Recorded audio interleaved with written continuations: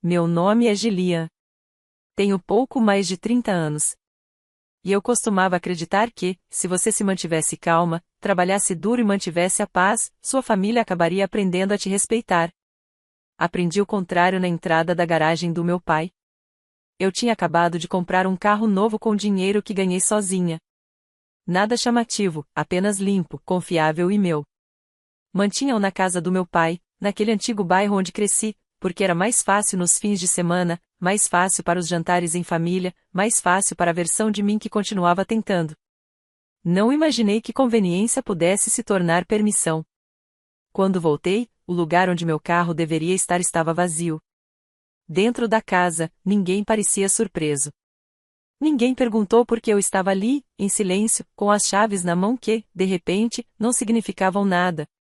Não recebi um pedido de desculpas, nem mesmo um aviso. Descobri a verdade da mesma forma que sempre, depois que a decisão já havia sido tomada. Meu pai tinha entregue minhas chaves para minha irmã como se fosse algo normal. Como se meu nome no documento fosse apenas um detalhe, não um limite. E quando finalmente vi o carro de novo, ele não estava apenas usado. Foi danificado de uma forma que você não consegue explicar com um simples encolher de ombros.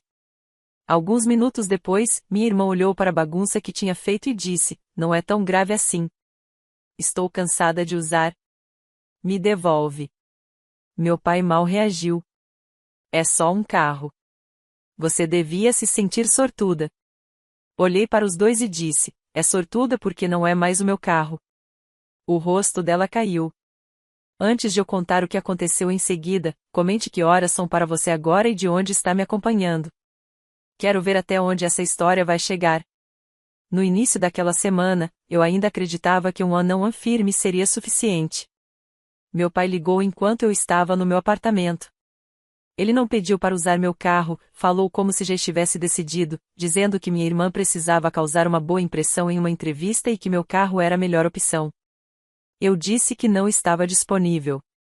A resposta foi calma e definitiva. Ele ficou em silêncio por um momento, depois disse que eu estava exagerando e que família devia ajudar família. Naquela noite, dirigi até a casa dele.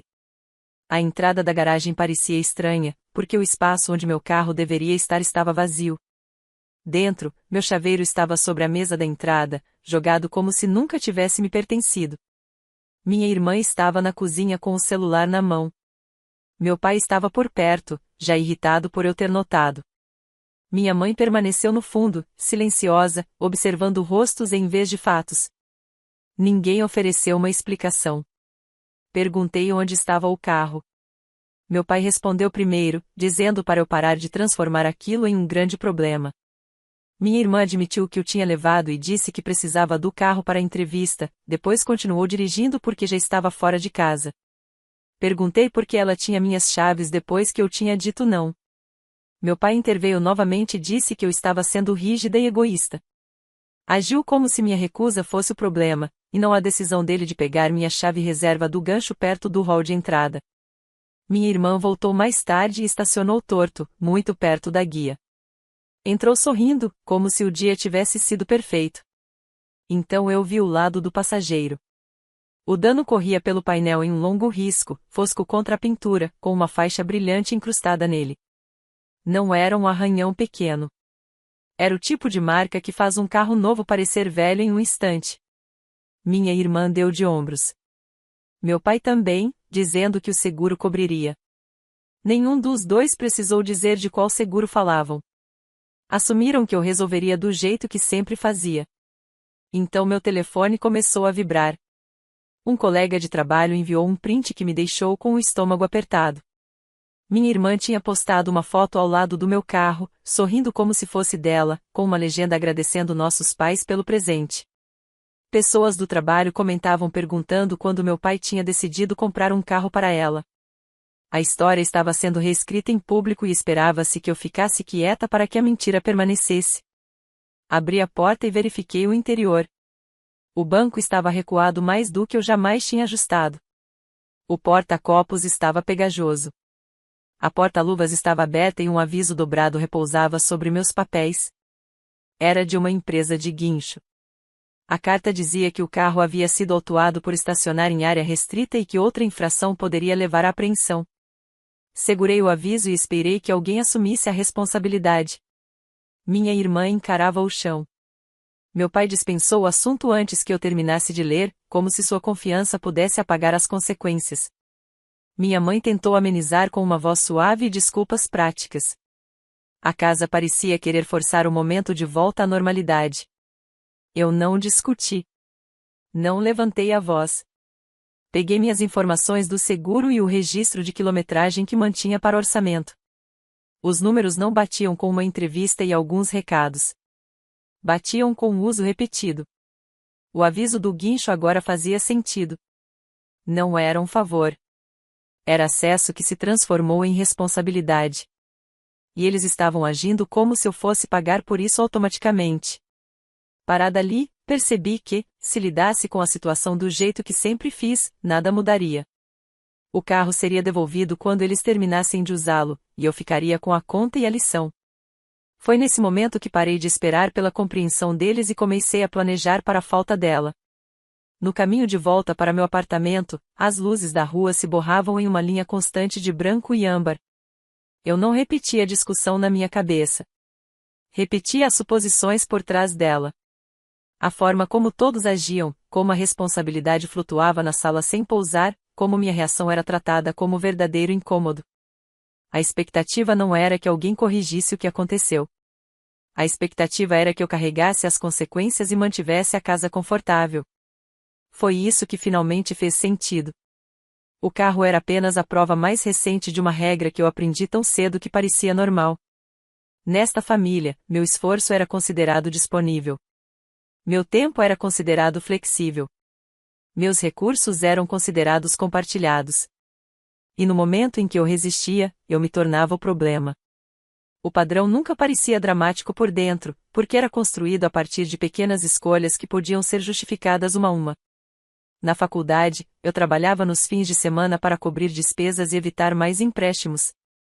Meu pai elogiava minha disciplina quando parentes estavam por perto, e depois, em particular, sugeria que eu poderia cobrir algum pequeno gasto da minha irmã, já que eu era tão responsável. O pedido era sempre temporário, sempre apresentado como trabalho em equipe da família, e sempre terminava comigo absorvendo tudo. Após a formatura, a coisa mudou de dinheiro para acesso. Eu economizei para o meu primeiro apartamento, assinei meu próprio contrato, construí estabilidade aos poucos. Minha irmã aparecia, tratava meu espaço como uma loja grátis e saía levando coisas que dizia que devolveria. Quando eu perguntava depois, minha mãe dizia que eu não devia ficar contabilizando com a família. Meu pai dizia que eu era sensível demais. A mensagem era clara: se algo desaparecesse, era meu trabalho consertar a situação. O que tornava essa situação diferente era que as consequências me seguiam fora da família. Pessoas que não moravam naquela casa agora viam uma versão da realidade que fazia meu esforço desaparecer.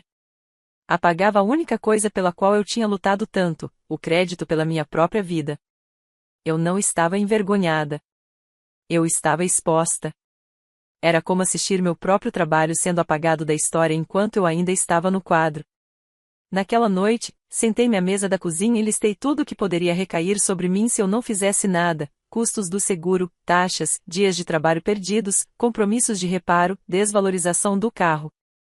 Cada item sozinho era fácil de ignorar, mas juntos somavam um resultado familiar, as escolhas deles, o meu custo.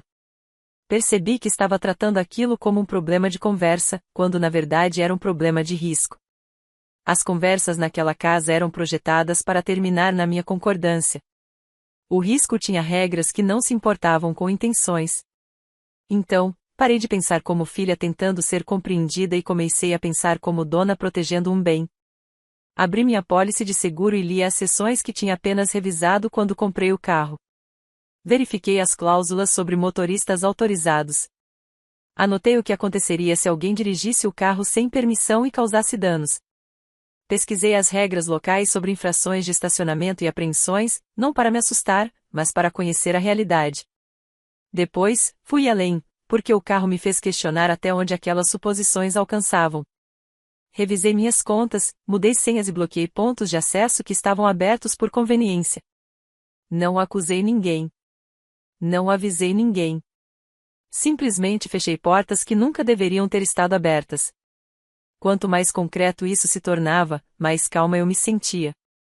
Não porque a situação melhorasse, mas porque se tornou mensurável. Tinha procedimentos. Tinha consequências. Tinha opções que não dependiam da permissão do meu pai ou da aprovação da minha mãe. Quando fechei meu laptop, a decisão já estava tomada. Eu tinha terminado de pedir respeito. Eu faria do respeito a única opção possível. Quando entrei na casa do meu pai novamente, parecia que eles já tinham decidido como a noite terminaria. Meu pai esperava na sala, com aquele tom firme que usava quando acreditava que uma discussão era apenas uma formalidade. Minha mãe permanecia perto do corredor, observando rostos em vez de fatos. Minha irmã estava no sofá, rolando o celular, agindo como se eu estivesse interrompendo algo mais importante. Não levei recibos nem fotos. Observei o quão rápido eles tentaram transformar meu limite em um problema de caráter. Meu pai descreveu meu carro como uma simples ferramenta, algo feito para ser usado. Falou sobre família ser prática e não criar drama por metal e tinta. Não mencionou permissão. Não mencionou o aviso de guincho. Falava como se o dano e a mentira online fossem detalhes que desapareceriam se eu parasse de reagir. Minha irmã ofereceu sua versão sem olhar para cima. Disse que tinha devolvido o carro. Disse que tinha terminado de usá-lo. Queria que eu pegasse e seguisse em frente. Não houve desculpas, apenas impaciência, como se eu estivesse atrasando a vida dela ao insistir em respeito básico. Meu pai redirecionou a conversa do jeito que sempre fazia. Disse que eu devia me sentir sortuda por ter uma família envolvida. Me chamou de disciplinada e usou isso como motivo para eu poder assumir mais responsabilidades. Responsabilidade não era algo que lhe pedisse, era algo que lhe atribuía. Falava como chefe de um lar gerenciando recursos, não como um pai me respeitando. Cada frase carregava a suposição de que meus pertences estavam disponíveis para serem usados quando ele decidisse que serviam à família. Eu fiz uma pergunta, simples e específica. Por que você deu minhas chaves depois que eu disse não? Não havia como responder sem admitir que havia errado. Então, meu pai questionou minha atitude em vez disso. Disse que eu estava contabilizando tudo. Disse que eu estava agindo como uma estranha. Disse que eu estava transformando uma situação familiar em um problema legal, como se a legalidade fosse a ofensa. Minha mãe interveio com uma linguagem suave, mas carregada da mesma exigência. Disse que todos estavam estressados. Disse que deveríamos recomeçar. Disse que eu não deveria deixar um carro se colocar entre nós. O significado era claro: deixe pra lá ou eu seria culpada por quebrar a harmonia. Então minha irmã se inclinou para frente e pediu as chaves novamente. Mais uma volta, disse ela. Algo rápido. Prometeu que dessa vez teria cuidado. Meu pai sugeriu que eu deixasse as chaves reserva na casa e a incluísse no meu seguro, para que não houvesse mais constrangimentos. Eles apresentaram como eficiência, não como direito. Percebi o que realmente estava sendo testado. Eles não estavam discutindo um carro. Estavam verificando se o padrão ainda valia. Se eu cedesse, tudo se reiniciaria. O dano se tornaria meu problema.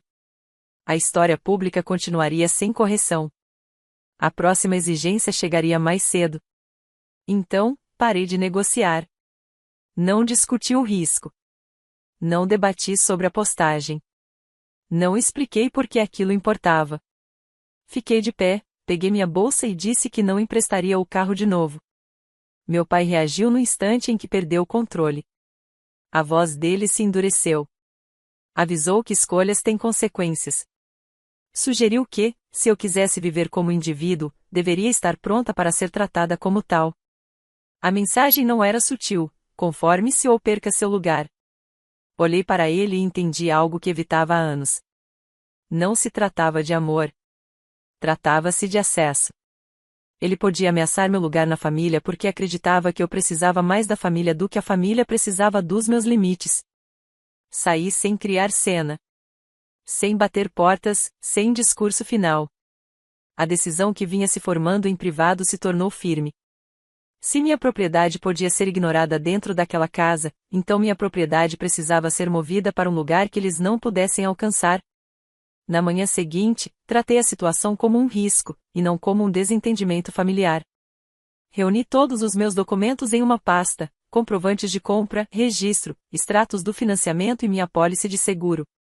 Li-os devagar, procurando o que realmente importava quando algo desse errado. A linguagem era direta, a responsabilidade seguia o proprietário registrado, penalidades de estacionamento seguiam a placa, sinistros seguiam a apólice. Nada disso se importava com boas intenções. Liguei para minha seguradora e confirmei o essencial: quem contava como motorista autorizado, o que acontecia se o carro fosse usado sem permissão e quais provas importavam se eu contestasse uma reclamação. Pedi confirmação por escrito e salvei. Depois, entrei em contato com o banco. Perguntei o que seria necessário para transferir o veículo enquanto o financiamento ainda estivesse ativo. A resposta foi clara: ou o pagamento integral, ou uma transferência aprovada com formulários específicos e assinaturas. Uma vez processada, não era algo que uma discussão familiar pudesse desfazer. Não contei nada a ninguém. Explicar o que eu estava fazendo transformaria tudo em debate, e debate era justamente onde minha família sempre me empurrava de volta aos velhos papéis. Eu tinha terminado de negociar meus limites. Estava transformando-os em documentação. Também aceitei uma verdade dura: havia uma chave reserva em algum lugar, porque o carro continuava circulando quando não deveria. Mesmo que a chave voltasse para mim, eu nunca saberia quantas cópias existiam. Então, parei de me preocupar com chaves e comecei a focar na propriedade. Precisava de uma transferência que fosse realista, definitiva e comum na vida real. Minha empresa tinha um programa de veículos corporativos para funcionários que viajavam. A empresa podia comprar um carro, segurá-lo com uma apólice comercial e designá-lo para uso profissional. Antes, eu ignorava isso porque gostava de manter trabalho e vida pessoal separados. Agora, essa estrutura era exatamente o que poderia me proteger. Marquei uma reunião com o departamento responsável pelos ativos. Levei uma proposta, não emoções. Eu descrevi minhas necessidades de viagem, os reembolsos que a empresa já pagava e a economia gerada pelo uso de um veículo dedicado. A conversa permaneceu profissional porque eu a mantive assim. A aprovação veio com condições: o carro precisava ser inspecionado, seu estado documentado e um preço de compra acordado. A inspeção aconteceu em uma oficina local que a empresa utilizava. O mecânico registrou o risco na lataria e produziu um relatório por escrito. Ninguém contestou, foi tratado como fato. Depois disso, fui ao cartório com os formulários exigidos. O processo foi simples: verificação, assinaturas e um recibo carimbado mostrando que a transferência havia sido iniciada. Li cada linha antes de assinar, confirmei os dados de identificação do veículo 2 vezes e saí com cópias nas mãos. Em seguida, atualizei meu seguro. Confirmei as datas de vigência para a transição, removi o que pude remover e mantive a cobertura apenas onde era exigido até a apólice corporativa entrar em vigor. Salvei todos os e-mails e guardei cópias impressas em um lugar inacessível para qualquer outra pessoa. A melhor parte foi a sensação de quietude. Sem confrontos, sem gritos, apenas passos que se acumulavam em certeza. Eu não estava tentando punir ninguém. Eu estava me afastando do papel de consertadora padrão, a pessoa que pagava para que todos os outros pudessem fingir que nada tinha acontecido. Houve um curto período de espera enquanto os formulários passavam pela análise. Durante esse tempo, o carro ficou na garagem do meu prédio, não na entrada da casa do meu pai, e mantive o local em sigilo. No trabalho, assinei um simples contrato de uso, agendando viagens apenas, manutenção registrada na conta da empresa e limites para uso pessoal. Parecia rígido, e exatamente esse era o objetivo. Registros não deixam espaço para culpa ou reinterpretação. Quando terminei, o carro ainda parecia meu, mas não era mais um objeto pessoal que poderia ser emprestado e devolvido como um favor. Estava se tornando um bem com regras, supervisão e responsabilidade. Minha família não sabia disso porque não precisava saber. A opinião deles nunca fora a peça que faltava. O que faltava era controle. 2 noites depois, voltei à casa do meu pai sem nada a pedir. O carro estava na garagem, estacionado torto sob a luz do alpendre. O risco no lado do passageiro parecia pior com aquela iluminação, e havia uma leve curvatura perto do arco da roda que alterava o som da porta. Não era uma destruição total, mas era um dano em algo que eu tinha pago, e todos dentro da casa agiam como se fosse desgaste comum. Minha mãe circulava pela cozinha como se o jantar fosse a única prioridade. Meu pai estava sentado à mesa com a calma certeza de quem acredita que um assunto pode ser considerado encerrado. Minha irmã estava estirada no sofá com o celular, impaciente, esperando que eu pegasse o carro de volta para poder parar de pensar nele. Meu pai falou primeiro. Enquadrando tudo como um pequeno incômodo, lembrou que família compartilha. Ele dispensou a situação com a mesma lógica de sempre: eu devia focar em coisas maiores e parar de transformar um carro em conflito. Minha irmã seguiu, insistindo que estava cansada de usá-lo, minimizando o dano e empurrando a responsabilidade para mim com a confiança de quem nunca recebeu uma conta. Meu pai tentou selar a questão com uma solução: deixar a chave reserva na casa novamente e colocar minha irmã no seguro para que não houvesse constrangimentos da próxima vez. Falava como se minha propriedade fosse um recurso da casa que ele podia gerenciar e meu consentimento fosse opcional. Deixei as palavras esgotarem-se. Não discuti sobre o risco e não mencionei o aviso de estacionamento. Esperei pela pausa familiar, o momento em que esperavam que eu cedesse e obedecesse. Em vez disso, disse: isso não será possível. Os olhos do meu pai se estreitaram. Ele perguntou o que eu queria dizer, já pronto para anular qualquer resposta que viesse a seguir. Não posso emprestar esse carro, disse, mantendo a voz firme e sem emoção. Porque ele não é mais meu. O ambiente ficou em silêncio. Minha irmã levantou os olhos tão rápido que quase deixou o celular cair. Minha mãe congelou, com um pano de prato nas mãos. Meu pai me encarou como se eu tivesse quebrado uma regra que ele nem sabia que podia ser quebrada. Peguei uma pasta da minha bolsa e coloquei sobre a mesa. A papelada estava carimbada, assinada e comum. Mostrava a transferência concluída e o contrato de atribuição. O carro não era mais um bem pessoal estacionado na entrada da família. Era um ativo com regras de uso rigorosas, segurado e mantido dentro de um programa que não era meu para alterar. Mesmo que eu quisesse entregar as chaves, não poderia fazê-lo sem colocar meu trabalho na empresa em risco. Minha irmã pegou a primeira página e a leu rapidamente, depois a próxima. Sua expressão mudou à medida que compreendia o significado: confusão, depois pânico, depois um olhar tenso e envergonhado. A confiança que a carregou na semana anterior se esvaziou em segundos. Meu pai atacou o processo. Disse que eu não tinha o direito de fazer algo assim sem avisá-los. Chamou de extremo, desnecessário, desrespeitoso. Então mudou para a culpa, alegando que eu estava escolhendo um carro em vez da família. Estou escolhendo responsabilidade, respondi, e estou escolhendo um limite que vocês não podem ignorar. O rosto da minha mãe se contraiu, dividida entre querer paz e perceber que a paz não estava mais disponível nos termos dela. Minha irmã insistiu que não era justo e me acusou de fazer aquilo só para pegá-la. Ela estava meio certa. Fiz de propósito, não para vencer uma discussão, mas para acabar com o padrão em que meu trabalho se tornava a conveniência deles e meu silêncio se tornava permissão. A voz do meu pai se elevou e ele me advertiu que eu me arrependeria de virar as costas para a família. A ameaça costumava me assustar porque vinha com poder de pressão. Agora, era apenas ruído. Levantei-me, deslizei a pasta de volta na minha bolsa e saí. Ninguém me seguiu. Eles não sabiam o que fazer quando o roteiro parou de funcionar.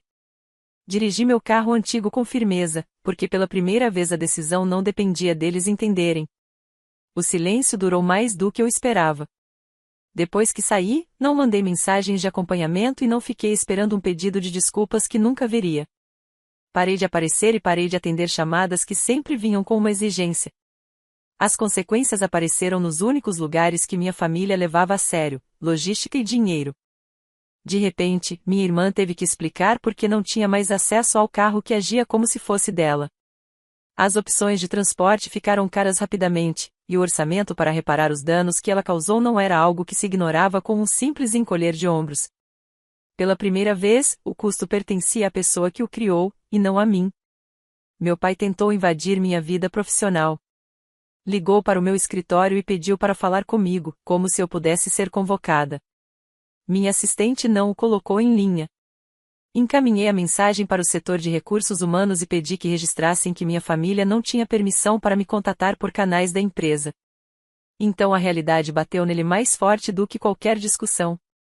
O carro estava designado dentro de um programa rígido, guardado em estacionamento seguro, mantido por uma conta de fornecedor e usado apenas para viagens de trabalho. Não estava mais na garagem dele. Não estava disponível para ele administrar. Ele tentou apresentar a situação como se eu estivesse sendo dramática, mas no momento em que alguém perguntou para onde o carro tinha ido, ele não tinha uma história que o fizesse parecer certo sem admitir que nunca teve o direito de distribuir aquelas chaves. Minha mãe enviou algumas mensagens pedindo para conversar. Respondi uma vez, de forma curta e factual, dizendo que não me encontraria e que não discutiria o carro nem minha decisão. Depois disso, parei de responder. Enviei uma carta simples: não me contatem no trabalho. Não apareçam na minha casa. Se houver algo prático a comunicar, que seja por e-mail. Qualquer outra coisa seria ignorada.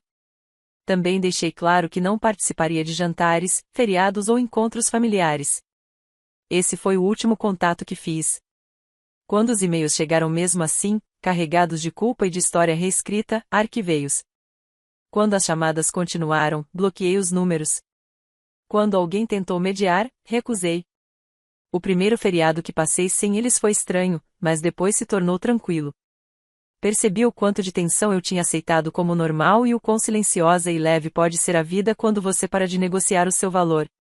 Passei a dormir melhor, me concentrar no trabalho, economizar dinheiro e parei de olhar o celular com apreensão. A distância não era triste. Era limpa. O que ganhei não foi vingança no sentido ruidoso. Foi algo mais silencioso e mais útil. Aprendi que limites não são pedidos. São decisões. Se alguém só te respeita quando você se explica perfeitamente, nunca esteve te respeitando. Estava testando se podia te desgastar. Se você reconhece esse padrão, aqui está algo que eu gostaria que alguém tivesse me dito mais cedo: você não precisa provar que merece sua própria vida. Você não precisa sacrificar sua estabilidade para manter outra pessoa confortável. E você não precisa manter um relacionamento apenas porque outras pessoas o chamam de família. Obrigado por ouvir minha história. Se você já viveu algo parecido, comente de onde está me acompanhando e o que faria no meu lugar. E se quiser mais histórias de vingança e histórias de família como esta, apoie o canal curtindo, se inscrevendo e compartilhando.